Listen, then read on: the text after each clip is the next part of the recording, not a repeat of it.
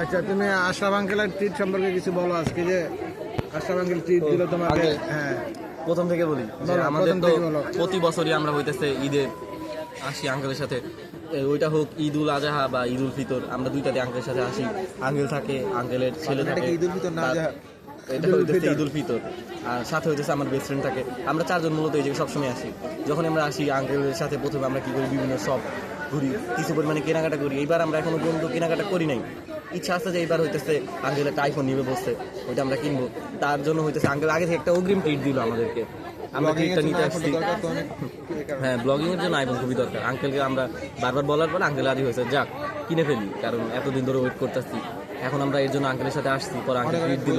আজকে আমাদের এই ট্রিটের ভিতরে হইতেছে চাউমিন ছিল, তারপরে সাথে হচ্ছে আমরা কাপ আইসক্রিম ছিল, তারপরে আমাদের সফট ড্রিঙ্কসের ভিতরে কোকাকোলা, তারপর হচ্ছে কিনলে ওয়াটার, তারপরে হচ্ছে আমরা এমনিতে আসার টাইমে হইতেছে ওই জায়গা থেকে আবার হইতেছে বার্গার খেয়ে আসছি।